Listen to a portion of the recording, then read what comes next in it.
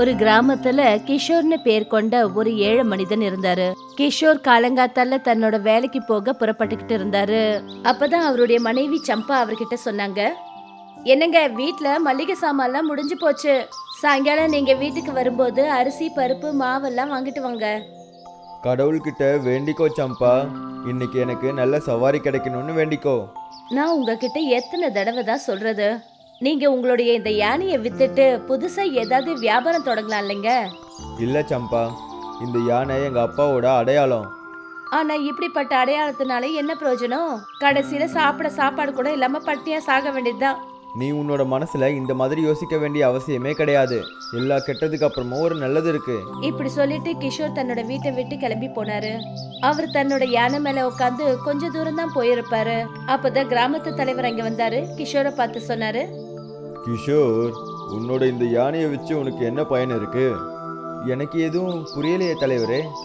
கிஷோர், நீ வாழ்ந்துகிட்டு இருக்கிற இந்த கிராமத்துல டூரிஸ்ட் யாரும் வரமாட்டாங்க. நாள் முழுக்க நீ இந்த யானை மேல உட்காந்துக்கிட்டு சுத்திக்கிட்டே இருக்க. அப்புறம் ஒரு ரூபாய் வாங்கிக்கிட்டு குழந்தைங்கள சுத்தி காட்டிக்கிட்டு இருக்க. நீ சம்பாதிக்கிறத விட அதிக பணத்தை இந்த யானைக்கு செலவு பண்ண வேண்டியதா இருக்கு. எது எப்படியோ தலைவரே, ஆனா நான் சந்தோஷமா இருக்கேன். இன்னைக்கு ஜமீன்தார் என்கிட்ட பேசுறதுக்காக வந்துட்டு போனாரு. அவர் உன்னை பார்த்தா ஒரு விஷயம் சொல்லியிருக்காரு. அவரோட அரண்மனைக்கு உன்னை வர சொன்னாரு. தலைவர் சொன்னதுனால கிஷோர் ஜமீன்தாரோட வீட்டுக்கு போனாரு. தலைவர் தான் சொன்னாரு, நீங்க என்ன இங்க வர சொன்னீங்களா? ஆ, நான் தான் வர சொன்னேன். அது உன்னோட அப்பா என்கிட்ட கடன் வாங்கியிருந்தாரு. அந்த கடனை அடைக்கிறதுக்கு முன்னாடியே சொர்க்கத்துக்கு போயிட்டாரு. அந்த கடனை நீ தானே ஏத்துக்கணும். ஜமீன்தார் ஐயா, என்னோட அப்பா அவரோட நிலத்தையும் உங்ககிட்ட அடமானம் வச்சிருக்காருல்ல. உன்னோட அப்பாவோட அந்த தரிசு நிலத்துல நான் என்ன விவசாயமா பண்றது? எனக்கு என்னோட காசு வேணும். ஒரு மாசத்துக்குள்ள எனக்கு என்னோட காசு திரும்ப கிடைக்கல, அப்புறம் உன்னோட யானையை உங்ககிட்ட இருந்து எடுத்துக்குவேன். அப்புறம் உன்னோட ஒண்ணுக்கும் உதவாத நிலத்தோட பத்திரத்தை உன்னோட முகத்திலேயே எறிவேன். இப்போ நீ இங்க இருந்து கிளம்பலாம்.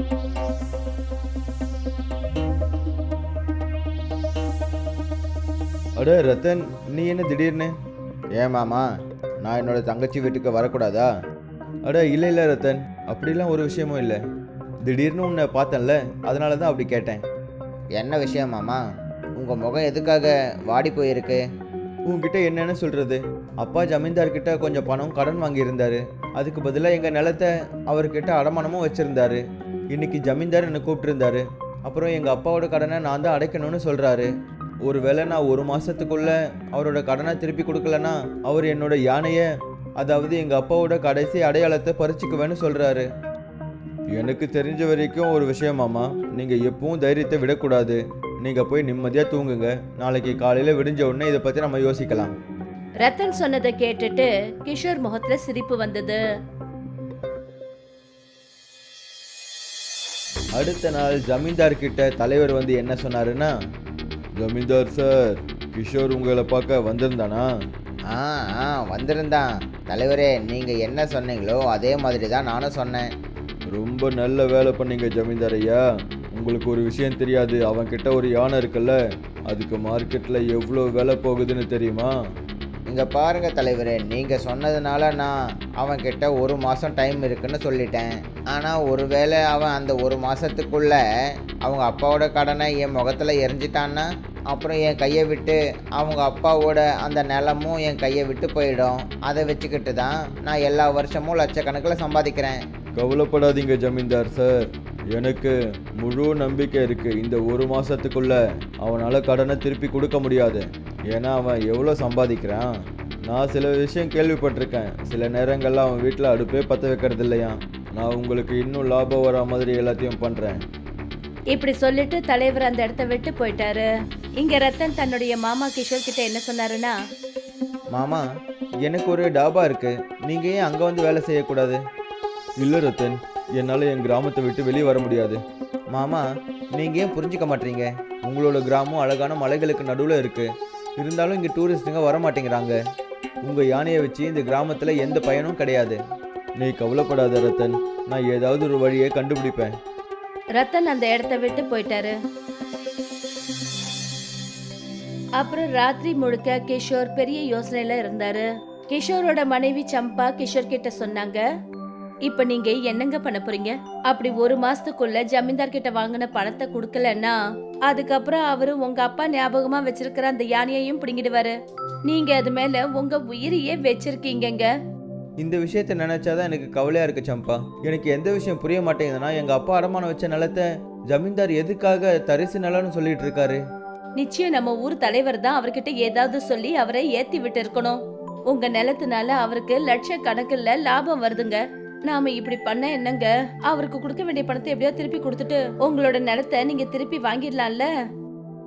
சம்பா சொன்னதை கேட்டதும் கிஷோர் ரொம்ப யோசிச்சுட்டு என்ன சொன்னாருன்னா, நான் என்ன யோசிச்சிருக்கணும், அந்த யோசனையில நான் வெற்றி அடைஞ்சிட்டேன்னா கண்டிப்பா நம்ம அப்படி பண்ணிடலாம்.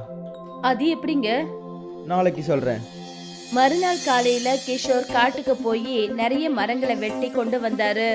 அப்புறம் அந்த மரங்களை வெட்டி வெட்டி அதுக்கு தேர் போல ஒரு உருவத்தை கொடுத்தாரு. சம்பா, வா வந்து எனக்கு உதவி பண்ணு. சம்பா தன்னோட புருஷன் கிஷோருக்கு உதவி செய்ய ஆரம்பிச்சா. 2 நாட்களுக்குள்ள கிஷோர் வந்து ஒரு அழகான ரொம்ப பெரிய தேர் பாக்ஸ செஞ்சு ரெடி பண்ணாரு. இதுக்கு மேல நம்ம ஒரு அழகான பெயிண்ட் அடிச்சாகணும். அப்போதான் இது பார்க்க இன்னமும் அழகா இருக்கும். சம்பா அந்த மர பாக்ஸுக்கு கலர் கலரான பெயிண்ட் அடிச்சு அழகா மாத்தினா. கிஷோர் அந்த மர பாக்ஸ அந்த யானைக்கு பின்னாடி சரியா அப்படி ஃபிக்ஸ் பண்ணாரு. அதாவது குதிரைக்கு பின்னாடி சேரியட் இருக்குமே அந்த மாதிரி. எனக்கு இது பார்க்க ரொம்பவே அழகா இருக்குங்க.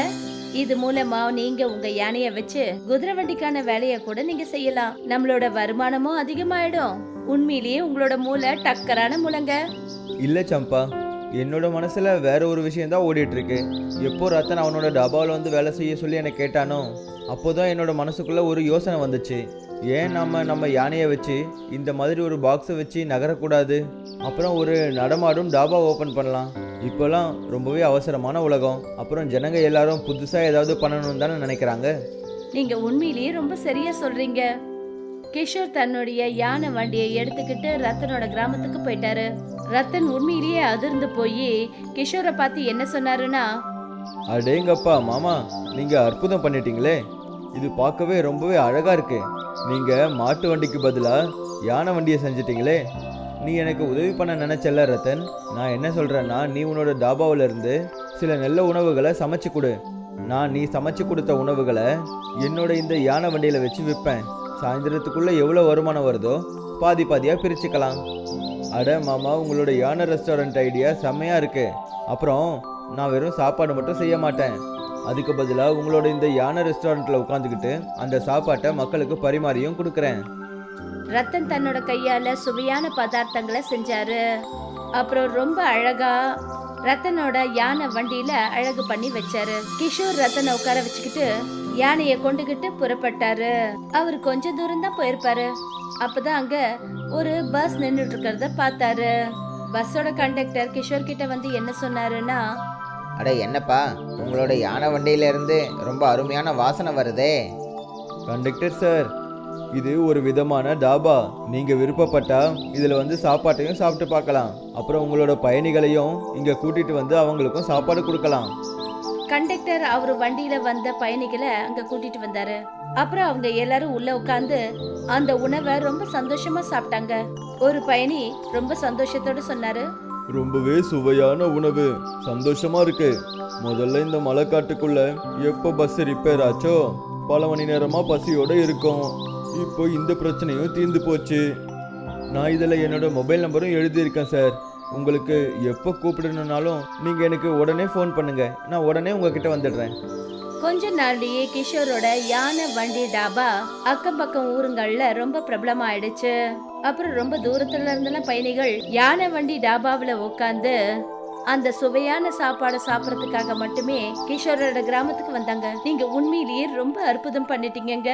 நீங்க நிறைய விஷயங்களை சாதிச்சு காட்டிட்டீங்க. இத நான் கொஞ்சம் கூட கற்பனை செஞ்சு பார்க்கவே இல்லைங்க. நம்ம கிராமத்துக்கு டூரிஸ்டுங்க மட்டும் வரல, ஆனா இப்ப உங்களுடைய யானை வண்டி டாபாவை பார்க்கறதுக்காக மட்டும் அப்புறம் சுவையான சாப்பாடு சாப்பிடறதுக்காகவும் இங்க டூரிஸ்டுங்க வர ஆரம்பிச்சிட்டாங்க. இது எல்லாமே ஈஸ்வரனோட ஆசீர்வாதம் சம்பா. மாமா, உங்களோட இந்த யோசனையில யாரோட கண்ணும் பட்டுடவே கூடாது. உங்களோட யோசனை அவ்வளோ அற்புதமா இருக்கு. இப்போ யாரெல்லாம் இங்க வந்து சாப்பிட வராங்களோ உங்களை மட்டும்தானே கேட்டுக்கிட்டு வராங்க. இதே போல ஒரு மாசம் கடந்துடுச்சு. ஜமீன்தார் சார், உங்களோட முகத்துல என்ன இவ்வளோ கோவம் அதிகமா இருக்கு? வளர்றதை நிறுத்து தலைவரே. எனக்கு இப்போ என்ன தோணுதுன்னா, நான் நீ சொன்ன விஷயத்தை கேட்டிருக்கவே கூடாது. என்ன சொல்றீங்க?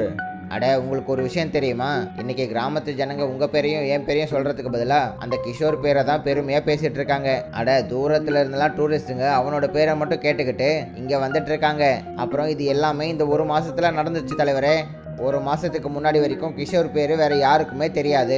எனக்கு என்ன தோணுதுன்னா, நீங்கள் சொன்ன விஷயத்துக்கு நான் ஒத்துக்கிட்டு நான் ரொம்ப பெரிய தப்பு பண்ணிட்டேன்னு தோணுது. அட, கவலைப்படாதீங்க.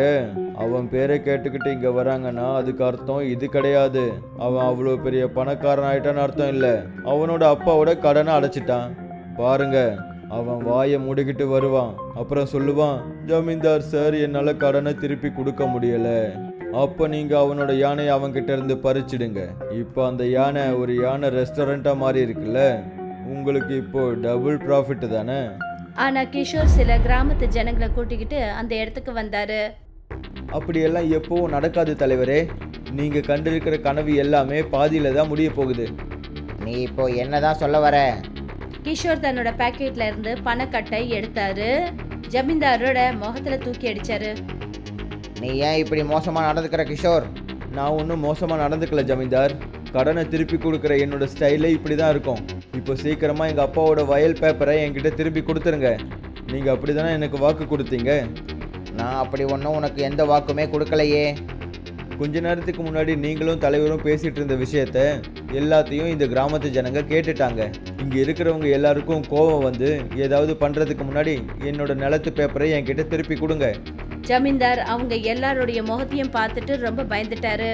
அப்புறம் அவர் உடனே கிஷோரோட நிலத்தை அவர்கிட்டயே திருப்பி கொடுத்துட்டாரு. அப்புறம் ஜமீன்தாரும் தலைவரும் அவங்களோட முகத்தை தொங்க போட்டுக்கிட்டு பார்த்தபடி இருந்துட்டாங்க. கஜ்புரான்னு பேர் கொண்ட ஒரு கிராமம் இருந்தது. அங்க யானைகளோட ஒரு பெரிய கூட்டமே இருந்தது. அப்புறம் அந்த கிராமத்துல இருக்கிற விலங்குகள் அப்புறம் மனிதர்கள் எல்லாரும் ஒரே பாஷையில பேசுவாங்க.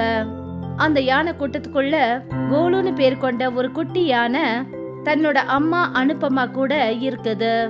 கோலு சுபாவத்துல ரொம்பவே குறும்புக்காரன். அது எப்பவுமே அவங்க அம்மா சொல்ற பேச்ச கேட்கவே கேட்காது.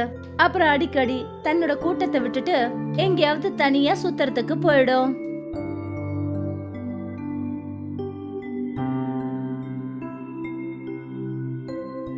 உன்கிட்ட நான் எத்தனை வாட்டி சொல்றது கோலு, உன்னோட கூட்டத்தை விட்டுட்டு தயவு செஞ்சு தனியா எங்கேயும் போகாதன்னு. இந்த காடு ரொம்பவே ஆபத்தானது. அம்மா, நீங்க எதுக்கு தேவையில்லாம கவலைப்பட்டுட்டு இருக்கீங்க? எப்ப பார்த்தாலும் என்ன திட்டிக்கிட்டே இருக்கீங்க. நம்மள மாதிரி யானைகளை யாரால என்ன பண்ணிட முடியும் சொல்லுங்க? கண்ணா, அந்த மாதிரிலாம் சொல்லக்கூடாது. நிறைய தடவை காட்டுல யானைகளை வேட்டையாடுறவன் வந்து யானைய பிடிச்சு கொண்டு போயிடுறாங்க. கோலு மறுபடியும் எதையும் காதுல வாங்காம அதோட கூட்டத்தை விட்டுட்டு மறுபடியும் ரொம்ப தூரம் போயிடுச்சு.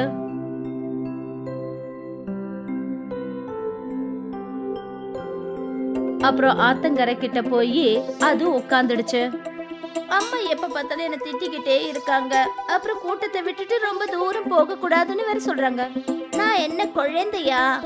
நான் ஒரு யானை. என்னை யாராலையும் எதுவும் பண்ண முடியாது. அந்த சமயம் தான் கிராமத்தோட சர்க்கஸ்ல இருந்து 2 ஆட்கள், சிண்டு அப்புறம் பிண்டு, அவங்க யானைகளை பிடிக்கிற வேலைய பாத்துக்கிட்டு இருந்தாங்க. அவங்க 2 பேரும் அந்த காட்டுக்குள்ள நுழைஞ்ச போது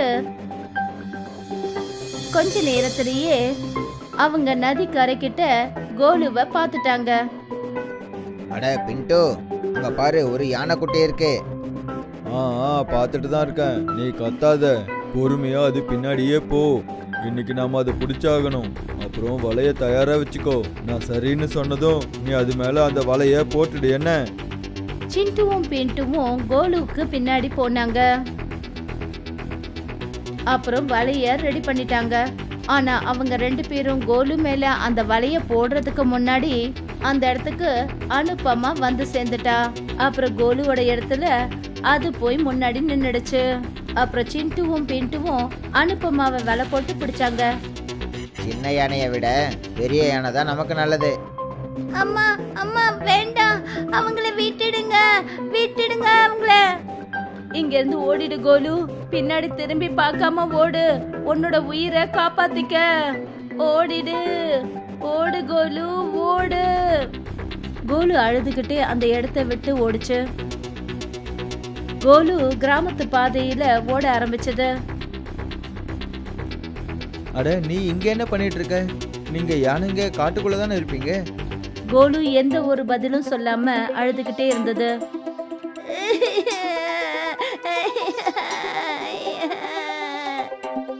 என்ன ஆச்சு? நீ எதுக்காக இப்படி அழுதுட்டு இருக்க? உன்னோட பேர் என்ன? என்னோட பேரு கோலு. நான் என்னோட கூட்டத்தை விட்டு தனியா வந்துட்டேன். அப்புறம் சில பேர் எங்க அம்மாவை வலை போட்டு பிடிச்சு அவங்க கூட கொண்டு போயிட்டாங்க. இது எல்லாமே நான் செஞ்ச தப்பு தான். அம்மா என்கிட்ட எத்தனை தடவை சொன்னாங்க தனியா போகாதன்னு. ஆனா நான் அவங்க சொன்னதை கேட்கவே இல்லை. ஒரு பிரச்சனையும் இல்லை, நான் உனக்கு உதவி பண்றேன். நீ என்ன உன்னோட நண்பனாவே நினைச்சுக்கோ. என்னோட அப்பா இந்த கிராமத்தோட தலைவர். வா என் கூட என் வீட்டுக்கு வா, நான் உன்னை எங்க அப்பாவை சந்திக்க வைக்கிறேன். ஷாம் கோலுவை கூட்டிக்கிட்டு தன்னோட வீட்டுக்கு போனான். அப்புறம் தன்னோட அப்பாவை போய் சந்திச்சான். அப்புறம் கோலு எல்லா விஷயங்களையும் தலைவர் ஐயா கிட்ட சொல்லுச்சு. இது மொத்த கிராமத்துக்கும் பிரச்சனை தான். இந்த யானைகளை புடிச்சிட்டு போறவங்களுக்கு கண்டிப்பா பாடம் கத்து கொடுத்தாகணும். நீ கவலைப்படாத கோலு, நான் உனக்கு கண்டிப்பா உதவி பண்றேன். அது வரைக்கும் நீ எங்க கூடவே தங்கிக்கலாம் கோலு. தலைவர் ஐயா கோலுவை தன்னோட வீட்டையே வச்சுக்கிட்டாரு. அப்புறம் உணவு தண்ணீர் கொடுத்தாரு. கோலுவும் ஷாமும் 2 பேரும் கோலுவோட அம்மா அனுப்பம்மாவை எல்லா இடத்துலயும் தேடினாங்க. அப்புறம் சாயந்தரத்துக்குள்ள அவங்க திரும்பி வீட்டுக்கு வந்துட்டாங்க. ஒரு நாள் இந்த மாதிரி கோலு வீட்டுக்கு திரும்பி போயிட்டு இருக்கும்போது அது ஒரு மரத்துக்கடியில போய் உட்காந்துடுச்சு. அப்புறம் அது தன்னோட அம்மாவை நினைச்சுக்கிட்டு இருந்தது. நீ கவலைப்படாத கோலு, நம்ம கண்டிப்பா உன்னோட அம்மாவை கண்டுபிடிச்சிடலாம். எனக்கு ஒரே அவங்க ஞாபகமா இருக்கு. எனக்கு நல்ல ஞாபகம் இருக்கு. அவங்க என் கூட இருக்கும்போது அவங்க சொன்னது நான் எதையுமே கேட்கல. அப்புறம் இன்னைக்கு நான் தனியா இருக்கும்போது என்னால அதை புரிஞ்சுக்க முடியாது. அவங்க என்ன பத்தி எவ்வளோலாம் கவலைப்பட்டாங்கன்னு. அப்படி மறுபடியும் நான் அவங்கள சந்திக்கிறதுக்கு வாய்ப்பு கிடைச்சா நான் மறுபடியும் இந்த மாதிரி ஒரு தப்பை எப்பவும் செய்ய மாட்டேன். அப்புறம் அவங்க சொல்றது எல்லாத்தையும் நான் கேட்பேன். நான் ஒரே ஒரு தடவையாவது எங்க அம்மாவை பார்க்கணும். கோலு அப்புறம் ஷாமோட கண்கள் கலங்கி போயிடுச்சு. அப்புறம் மறுநாள் காலையில தலைவர் கிராமத்து ஜனங்களை ஒரு பெரிய மரத்தடியில ஒண்ணு கூட்டினாரு. அங்க தலைவர் கோலுவையும் வர வச்சாரு. கிராமத்து ஜனங்களே, நான் உங்க எல்லாரையும் ஒரு முக்கியமான விஷயத்தை பத்தி பேசுறதுக்காக தான் வர வச்சிருக்கேன். கண்டிப்பா உங்க எல்லாருக்குமே தெரிஞ்சிருக்கும், நம்மளோட கிராமத்துல நிறைய யானைகளை புடிச்சிட்டு போயிட்டே இருக்காங்க.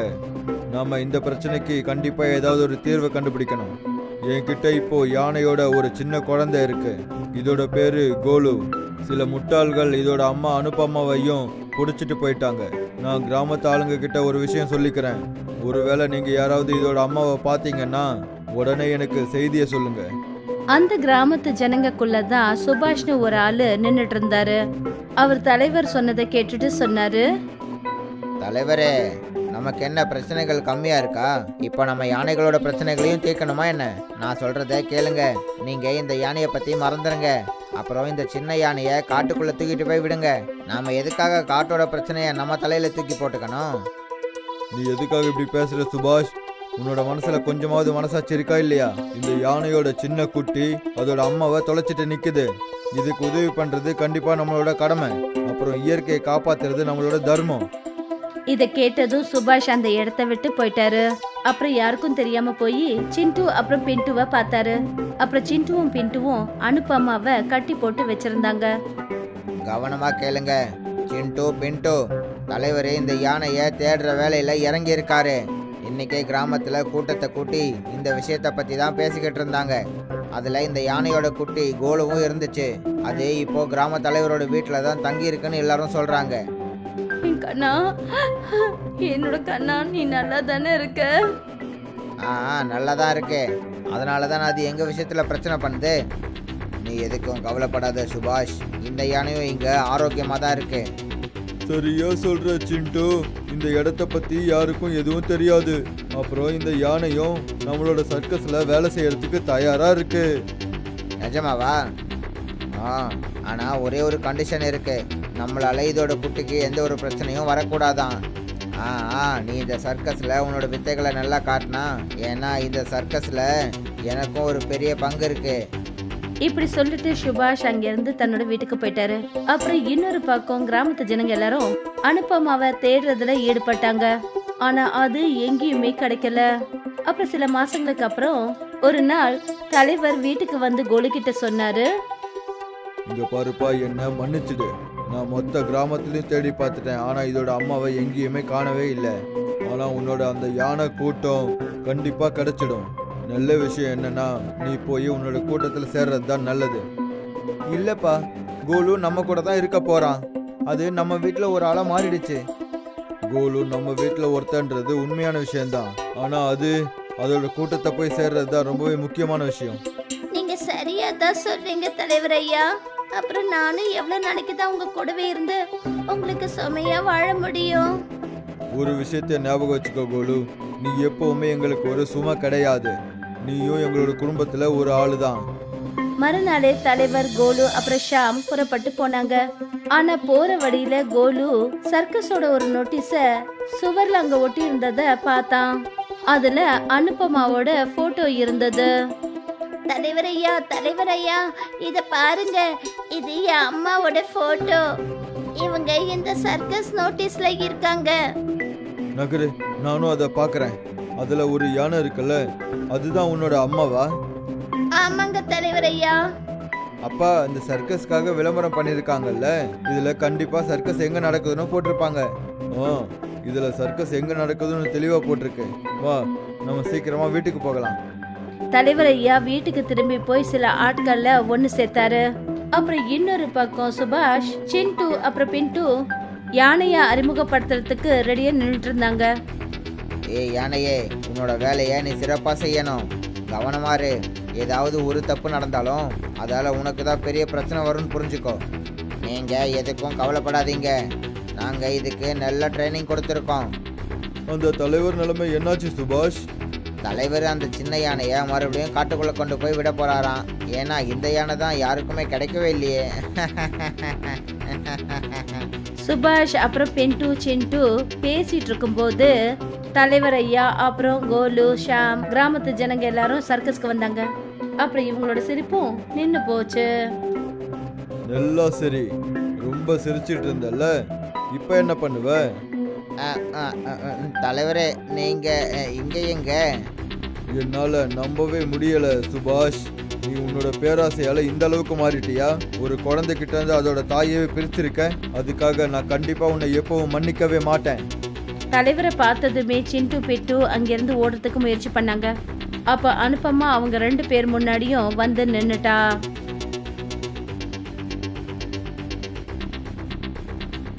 அப்புறம் கிராமத்து ஜனங்க வந்து அவங்கள பிடிச்சிட்டாங்க. அப்புறம் அனுபமா அங்க கோலுவை பார்த்துச்சு. அப்புறம் 2 பேரும் ஒருத்தர் பார்த்து தேம்பி தேம்பி அழ ஆரம்பிச்சாங்க. என் செல்லமே, நீ நல்லா தானே இருக்க? நான் நல்லா இருக்கேம்மா. நீங்க எப்படி இருக்கீங்க? எனக்கு உங்க ஞாபகமாவே இருந்ததுமா. என்ன மன்னிச்சிடுங்கம்மா. நான் உங்க பேச்ச கேட்கவே இல்ல. இப்ப நான் உங்களுக்கு வாக்கு கொடுக்கறேன். இனிமே நீங்க சொல்றது எல்லாத்தையும் நான் கேட்பேம்மா. தயவு செஞ்சு இனிமே என்ன தனியா விட்டுட்டு மட்டும் போயிடாதீங்க. இந்த கதை அனுபமா அப்புறம் கோலு சம்பந்தப்பட்டது இல்ல. ஒவ்வொரு அப்பா அம்மா அப்புறம் குழந்தைங்க சம்பந்தப்பட்ட கதை. அப்பா அம்மா சொல்றது சில சமயங்கள்ல ரொம்ப கசப்பா இருக்கும். ஆனா அவங்க சொல்றது எல்லாமே நம்மளுடைய நல்லதுக்காக தான். அதனால அவங்க சொல்றத அலட்சியப்படுத்தாம அவங்க சொல்ற வார்த்தைகளை கூட கசப்பான மருந்த போல நாம அதை குடிச்சிடணும். ஏன்னா அவங்கள விட அக்கறையானவங்க இந்த உலகத்துல வேற யாரும் இருக்க முடியாது.